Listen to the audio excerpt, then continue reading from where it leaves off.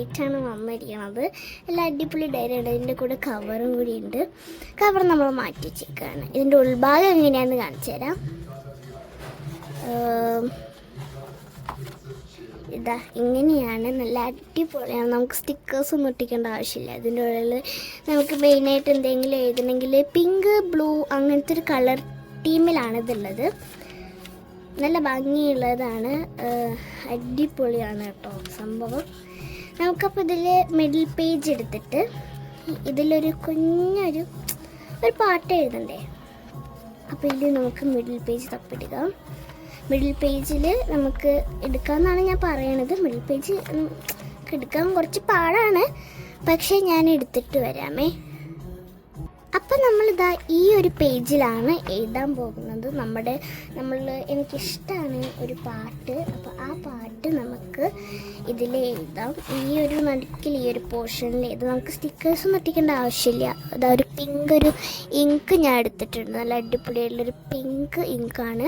എനിക്ക് ഭയങ്കര ഇഷ്ടമാണ് ഇങ്ങനത്തെ പിങ്ക് പേനയാണ് കേട്ടോ. പെൻ പാട്ടാണ് നമ്മൾ എഴുതുന്നത്. അപ്പോൾ ഞാൻ എന്താ ഈ ഇങ്ക് വെച്ചിട്ടാണ് എഴുതുന്നത്. അപ്പോൾ ഞാൻ എന്താ എഴുതിയിട്ട് വരാം കേട്ടോ.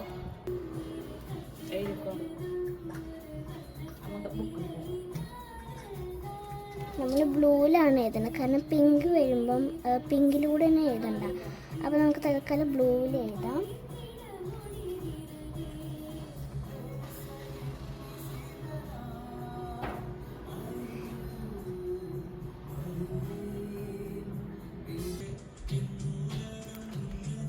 നമ്മൾ എഴുതുന്ന പാട്ട് ഏതാണെന്ന് നിങ്ങൾക്ക് അറിയാമല്ലോ. അതിൽ ഞാനൊരു കുഞ്ഞൊരു പോർഷൻ പഠിച്ചിട്ട് എഴുതി വെച്ചതാണ്. അപ്പോൾ എനിക്കിത് ഭയങ്കര ഇഷ്ടമാണ് എഴുതാൻ. ഞാൻ വേണമെങ്കിൽ നമുക്ക് ഇവിടെ കുറച്ച് ഡെക്കറേഷൻസ് ഒക്കെ ചെയ്യാം. എൻ്റെ ഫേവറേറ്റ് മലയാളം പാട്ടാണ്. അത് ഫുള്ളല്ല ഞാൻ എഴുതിയേക്കുന്നത്, പകുതിയാണ് എഴുതിയേക്കുന്നത്. കാരണം എത്ര എഴുതിയേക്കണുണ്ടോ ഞങ്ങൾ വിചാരിക്കും ഫുള്ളാണ്. ഫുള്ളല്ല, ഞാൻ പകുതിയാണ് എഴുതിയേക്കുന്നത്. ഇഷ്ടപ്പെട്ടോ പറയണേ. ഇതിപ്പോൾ നമ്മൾ 2-3 പേജ് വിട്ടിട്ടാണ് എഴുതിയിട്ടുള്ളത്. കണ്ടോ, 2-3 പേജ് വിട്ടിട്ടാണ് എഴുതിയിട്ടുള്ളത്. നിങ്ങൾക്ക് ഇഷ്ടപ്പെട്ടുവെച്ചെങ്കിൽ ഉറപ്പായിട്ടും പറയുക. ഇത് നമ്മുടെ ബാർബിയുടെയാണ്. ഇതിൻ്റെ കൂടെ ഒരു കവറും ലോക്കും ഉണ്ട്. അത് കഴിഞ്ഞിട്ടാണ് നമ്മളിതിന് ഓപ്പൺ ചെയ്യുമ്പോൾ എല്ലാ അടിപൊളിയുള്ള പേജൊക്കെ നമുക്ക് ചെയ്യും. നമ്മളിത് ഇനി സ്റ്റിക്കറായിട്ട് ഒട്ടിക്കേണ്ട ആവശ്യമൊന്നുമില്ല. ഫുള്ള് നിറഞ്ഞിക്കുകയാണ്.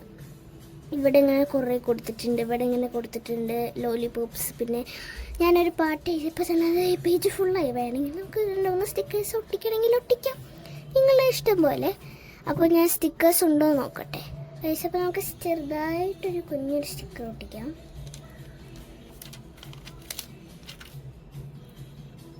ഇതാണ് നമ്മുടെ സ്റ്റിക്കർ കേട്ടോ.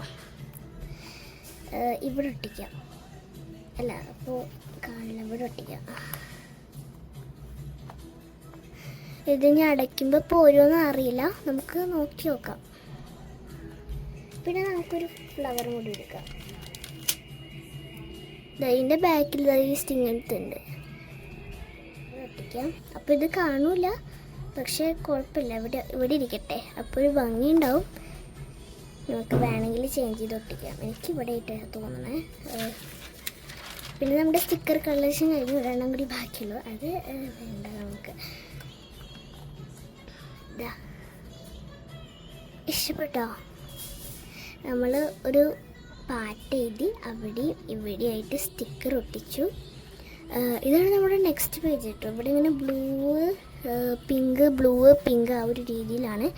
നല്ലൊരു ബുക്കാണ്, നല്ലൊരു ഡയറിയാണ്. ഡയറിയൊക്കെ എഴുതുന്നവർക്ക്, ഇങ്ങനെ കൊച്ചു കുഞ്ഞുങ്ങൾക്ക്, എൻ്റെ വയസ്സുള്ള കുട്ടികൾക്ക്, 9-10 വയസ്സുള്ളവർക്കൊക്കെ നമുക്ക് വാങ്ങിച്ചു കൊടുക്കാൻ പറ്റിയ ഡയറിയാണ്.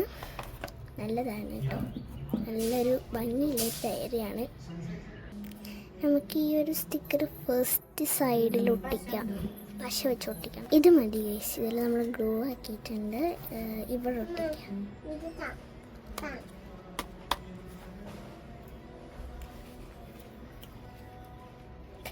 നമ്മൾ നേരത്തെ കാണിച്ചതിൻ്റെ പശ വെച്ചിട്ട് വരാമേ.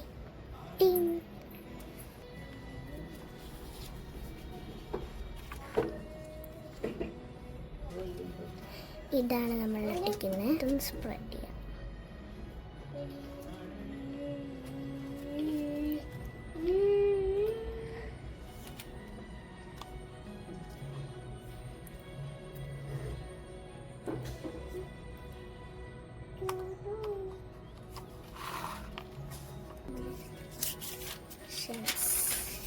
നമുക്ക് പിന്നെ ചെയ്യാം.